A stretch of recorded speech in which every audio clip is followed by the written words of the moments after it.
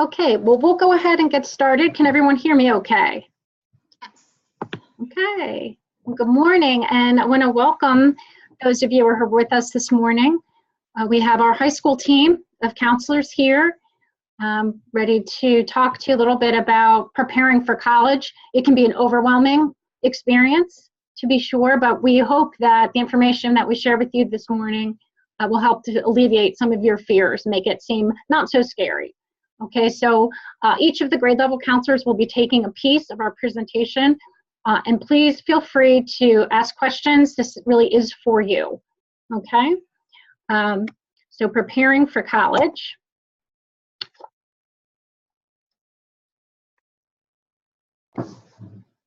We're going to begin with our 9th grade counselor. We start beginning the preparation process as early as 9th grade.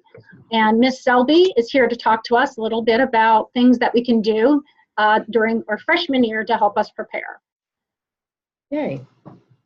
Can you go to the next slide, please? Perfect.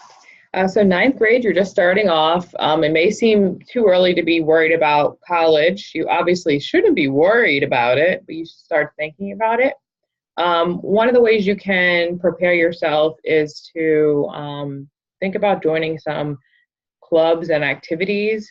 There are a lot of activities that you can join here at PALCS, and some in your community that you can join. Some of our students are a part of like Boy Scouts or Girl Scouts, things like that they continue on throughout high school. So if you're not a part of it, think about joining something. Also, for some students who are thinking about taking like the SAT-2s, which are like a subject area test, it's not something that most students take. And most schools don't require it, but there are some colleges that are more competitive that do require a subject test, and really all they are tests to show the colleges that you shine in certain areas, like math or English, sometimes a foreign language. So many of you will not be taking it, but it's definitely something to think about in the years that you're going to be taking a subject to test. Applying for the National Honor Society, obviously that begins, you can apply in 10 through 12, but in 9th grade, you're making sure that you're keeping your grades up, showing that you have the ability to be a part of the National Honor Society. And then later on in the year, we're going to be doing course scheduling. So we'll be sending out that information to you. It's not something that you're doing right now. But obviously, you want to make sure that the selection that you make for your electives reflect some of your passions throughout the rest of high school. So if you feel like you're really interested in technology classes, you may want to choose some more technology classes for next year. Or if you're really interested in art, take some art classes. There's a lot more options in 10th, 11th, and 12th grade regarding electives. So make sure that you're checking out the course catalog when you get the elective survey to make the best choices for you. Late winter, obviously you're looking at summer opportunities. Some students attend certain camps, and other students volunteer during the summer. Some students have jobs. All of these things are something that like future employers, or if you're going into the job field after high school, or future colleges are looking at different activities you're involved in. So now's a good time, if you're not already involved in some activities during the summer, to start looking at some opportunities. So right now is a time when you want to look at different camps and things like that you want to be a part of. A lot of them offer funding, so you may find that you could get a discount or something like that. So definitely take a look at that. And that's what I have. Okay. And Ms. DePaulo is our 10th grade counselor, and she'll talk to us a little bit about things to do in our sophomore year that can help us prepare. Okay, so can you hear me okay? Yeah. Mm-hmm. All right. So just to continue from what Ms. Selby was saying, in the summer before your 10th grade year, you want to continue developing your interests, exploring different opportunities, I know Ms. Selby talked about volunteering as well. Also, I think job shadowing, if you know anybody in the family or friends that works in a specific career that you might be interested in, I definitely recommend just going and visiting for a day and seeing what a day looks like in that particular role. Again, community service is really important. It looks really great on a college application, and when I can write, letters of recommendation for my seniors, that also is very good. Volunteering for leadership roles and organizations that you're involved with. Again, kind of what Ms. Selby went over. So then in your sophomore year, you want to look at different extracurricular activities. I know that students play sports at their home districts, and at PALCS we have a lot of activities that students can get involved in, which I would recommend doing. It's also a great time to take the PSATs, and if you're interested in National Merit Scholarship, you can check that box when taking the PSATs, so maybe you can get some money there. You can also practice for the ACT, and you can go to the act.org to get more information on that. You can talk to your school counselor about plans for life after high school, whether that be going right into the workforce, if you plan on going into the military, or going to college, and talking about different career paths. Again, start investigating, doing your research, and we have programs here to help with that, especially with the graduation portfolio courses. Those are very helpful for students to kind of get a feel for different avenues that they would want to take, and what your talents or your strong interests are. Course scheduling, again, looking at the course catalog, the electives that might go along with a career field that you're interested in, talking with your counselor, myself, scheduling that in the spring when we start to do the course selection process. I think that's about it. Okay, and I just wanted to clarify too that the PSAT, you can take that in your freshman year as well. It is practice for the SAT, and it's our junior year, our 11th grade year, that is the qualifying year for the National Merit Scholarship. And when we talk about college, and the thrust of this is preparing for college, that doesn't necessarily mean it has to be a 4-year or even college per se, but trade schools. Some of us are very interested in an actual trade, be it culinary, be it welding, carpentry, whatever, they're cosmetology. So the idea while we're in high school is to doing the interest inventories, and those things, as Ms. DiPaolo mentioned, are encapsulated in the graduation portfolio courses that we now do each of our 4 years of high school. Helps us to get to know ourselves. So taking different courses to see, do I like this? I think I might like it, but do I? You're not going to know till you try. So especially in freshman year, sophomore year, it's about exploring and giving ourselves the opportunity to see whether we like things or not, content area. Okay, now we will go to our 11th grade counselor, Ms. Pryor. Hello. Okay, so so in the summer of 11th grade, well, I guess 11th grade is a big year for planning for what you want to do after high school. So at the top of this slide, you can see it says, this is a general timeline, and depending on what you plan on doing after you graduate, it might be a little bit different for everybody. In August, you want to review your high school coursework. Also, you want to create an account on thecollegeboard.com. They have a lot of great resources to explore different colleges, and that's where you register to take the SAT exam as well.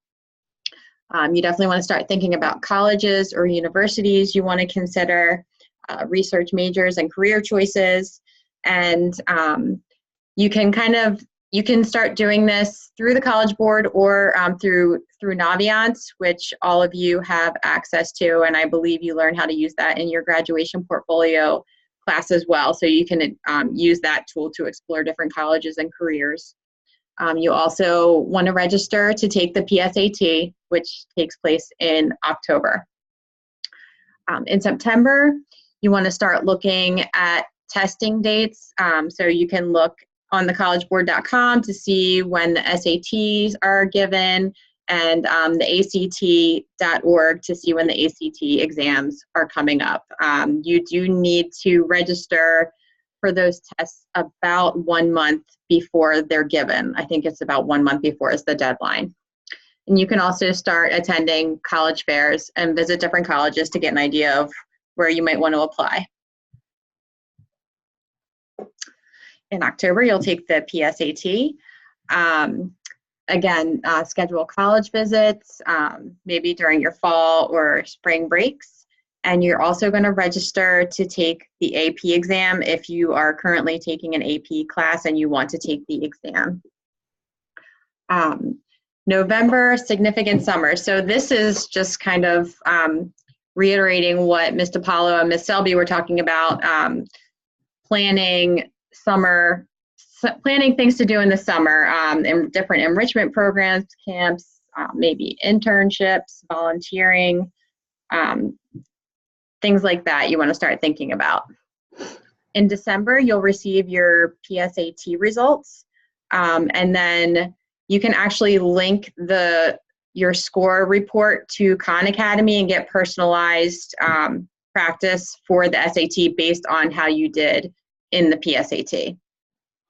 And you're also going to start looking at the SAT subject test and the ACT registration to see when you want to take those tests. Most 11th graders take them in the spring and then possibly again in the fall of their senior year.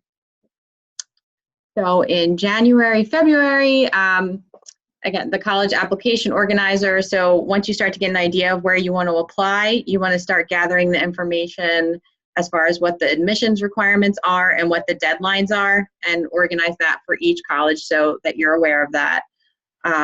March and April, start thinking about who you want to ask to write letters of recommendation for you for your college applications. And again, start looking at the college applications for the schools that you're interested in applying to.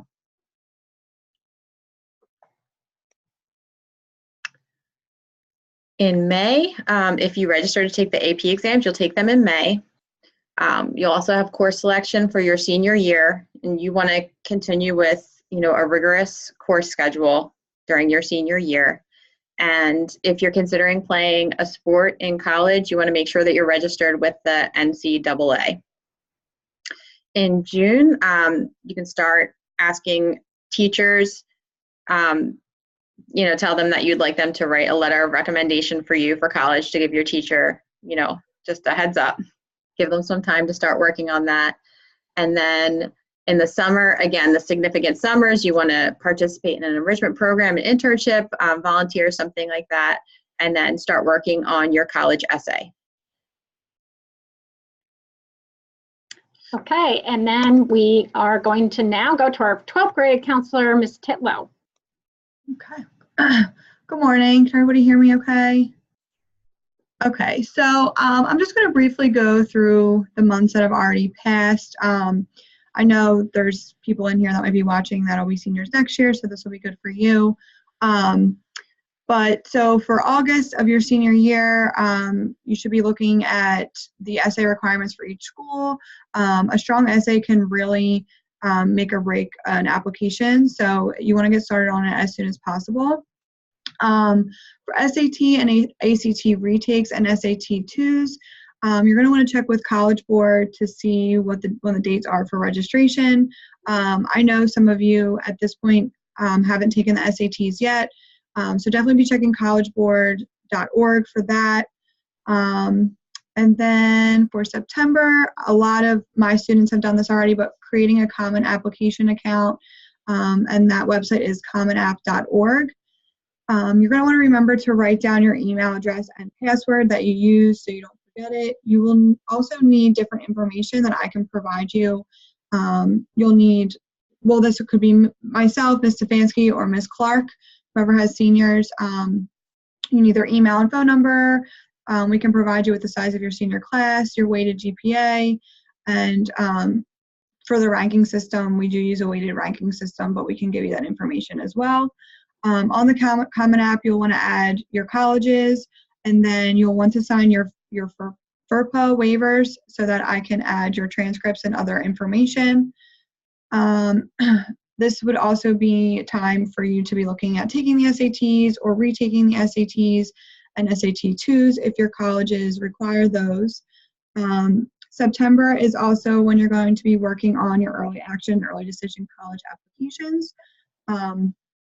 For these applications in particular, you'll want to start working on asking teachers for recommendations like the beginning of the school year, and also requesting your transcript also the beginning of the school year. For teacher recommendations, you should be giving teachers about 5 weeks, and then transcript requests about 2 weeks.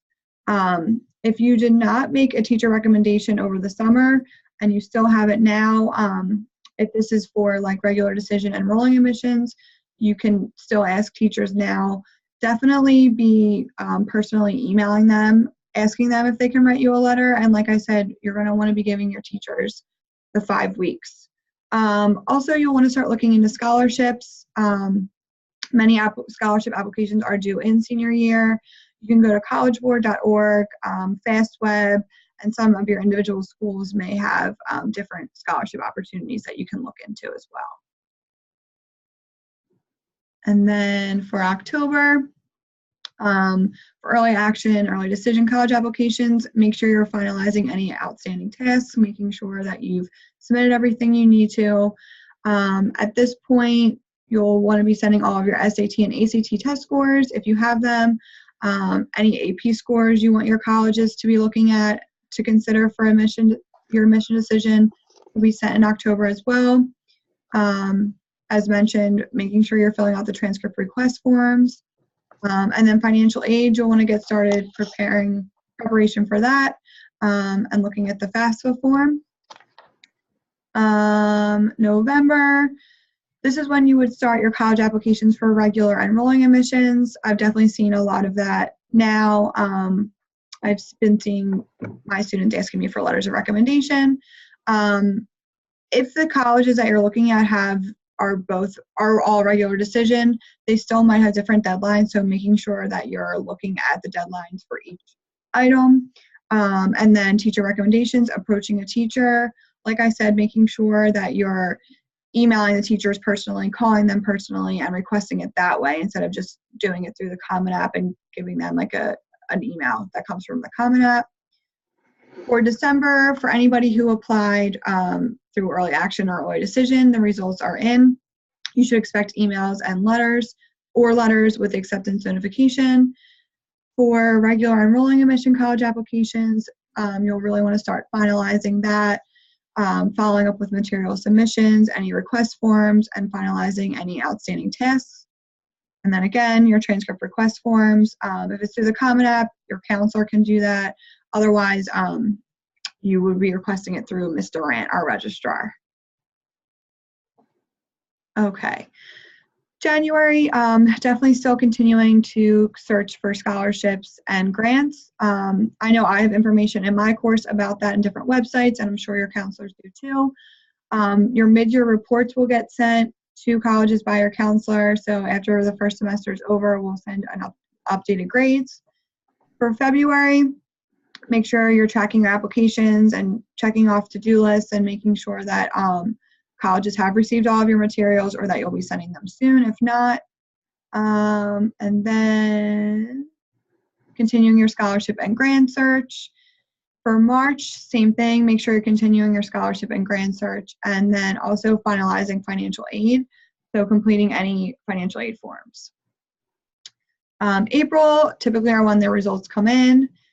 You're going to want to be watching for graduation announcements from your guidance counselor.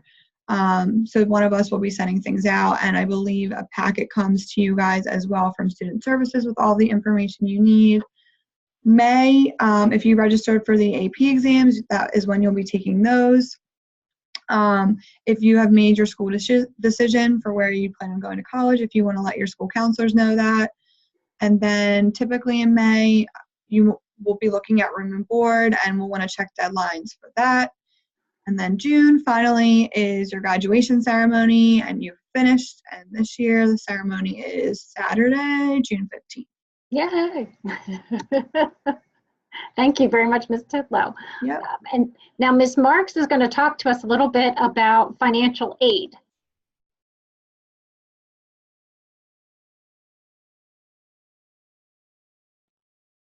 Ms. Marks, are you there? Sorry, good morning, everyone. So federal aid, federal student aid, financial aid comes from the federal government. And it helps pay for, basically for higher ed expenses. So it doesn't just pay for four-year colleges, it can pay for tech school, trade schools, for community college, as well as graduate school. And it covers tuition, it covers fees, it covers room and board, it covers books and supplies, and also transportation. Okay, so it's not just covering tuition. So we're going to look at the main categories of financial aid. There are loans, there are scholarships, there are grants, and there's work study.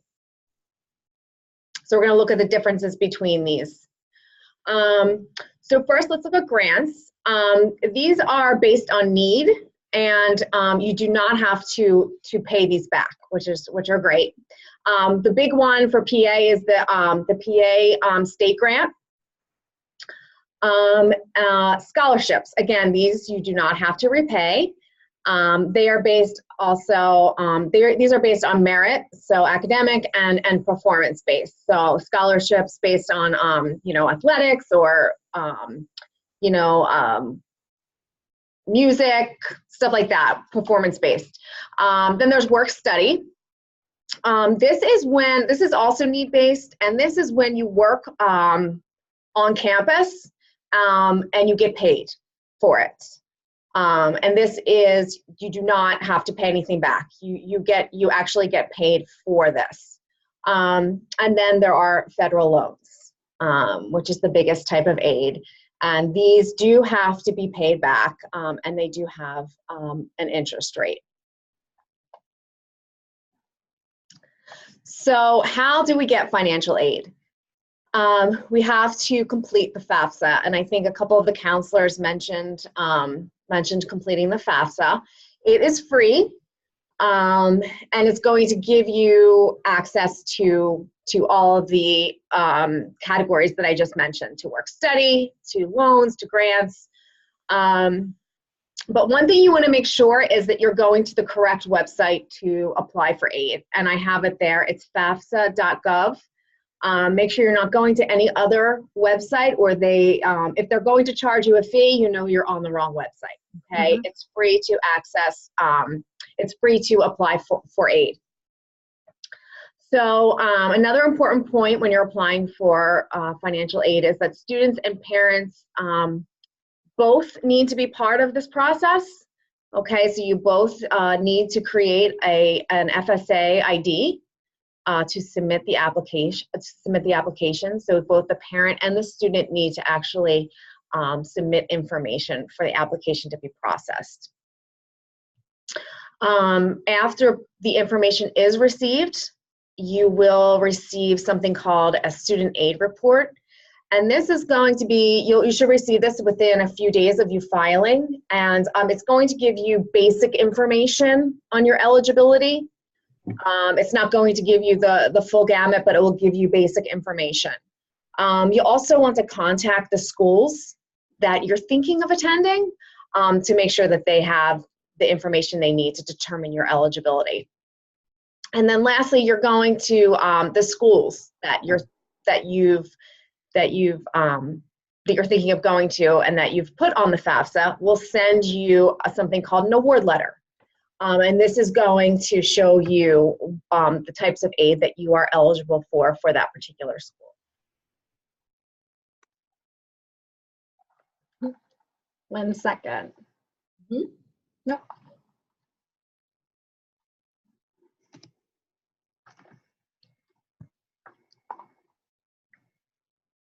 Also, the FAFSA comes out on October 1st, so that's an important date to remember. October 1st every year, the FAFSA comes out. Okay, so I was talking about your award letter that the colleges that you apply to or put on your FAFSA will be sending you an award letter, which goes into detail of the types of aid that you'll be getting. Okay, so this will go into the types of loans that you'll be getting, whether it's subsidized or unsubsidized, if you get work study, and any kind of gift aid. So gift aid is considered scholarships or grants. Remember, we don't have to pay those back. Federal loans, again, these must be repaid, and I had mentioned subsidized and subsidized. The difference between these two is subsidized, you're not required to make interest payments while you're in school, and the unsubsidized loans, you are required to make interest payments while you're in school. So that's the big difference between those two loans. Again, work study is the amount given to you while you're working on campus. Again, you do not need to repay. And most often, it's not a ton of money given to you for work study, but so this is often used for books and personal expenses. And then again, gift aid, scholarships, and grants, you do not need to repay it or work for it.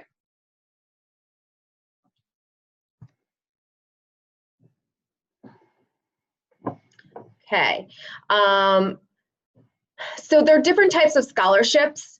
Again, they're based on need, they're based on merit, they're based on athletic ability, or a combination of the above. They have some pretty strict requirements. And then there are private scholarships. And these are often harder to find, so you really have to go looking for these. They're awarded by companies, community organizations, foundations, clubs.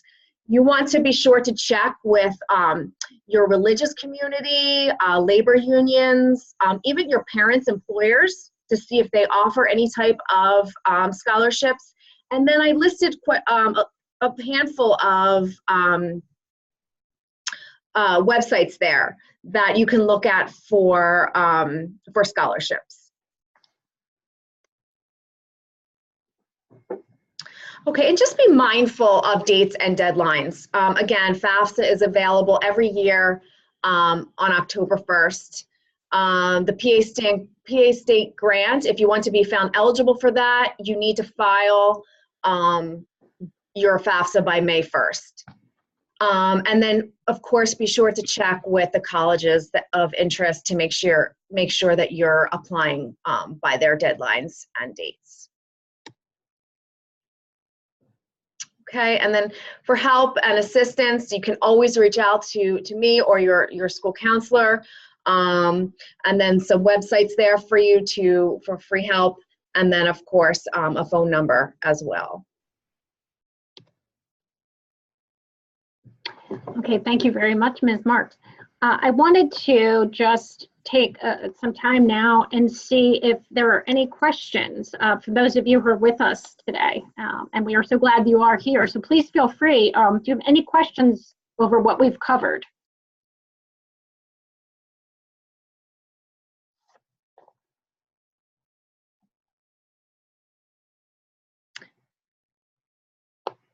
No questions?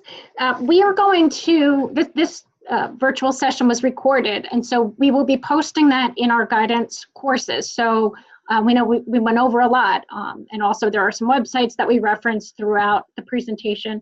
So we wanted to make sure you have this to refer to. It will be posted, and please, we are here for you. So if you do think of something later, next week, feel free to reach out. Siobhan, there is a question. Is there a question? Someone had asked, can teacher recommendations be from any year in high school? I would say yes. If you had a good relationship with the teacher and you still have a good relationship with that teacher and you did well in the class, I think that's fine. Absolutely so. Yes. Now, why am I not seeing the question? It's in the chat box. Which is, okay, so I'm going to have to ask you for the help there. So is there any other questions? Yeah, another question. What grade do you start filling out financial aid? You can't complete the FAFSA until your senior year. So your senior year, October 1st of your senior year. Another question, can you start applying to colleges in 11th grade? I think it depends on the college. The colleges you want to look at, see what the admissions requirements are and deadlines, but typically you would apply at the beginning of your senior year, unless you're a graduating junior. Right, and because you're going to want to make sure that your transcript at least is showing, the courses that you'll be taking your senior year. Many schools want to see, the 4 years of English, the 4 years of math, and whatever it might be. And if you're applying as a junior, you don't even have your senior year schedule yet, most likely. Another question, will not taking the PSAT reflect negatively on your chances to get into college? No, not taking the PSAT will not reflect negatively on college application. The benefit of the PSAT is twofold. It's practice for the SAT, which many schools do require. And it's also in the junior year, that's the qualifying year for the National Merit Scholarship. So if you do real well on it, you might be eligible for some money. So those are the two main benefits of the PSAT, but you're not going to be penalized for not taking it.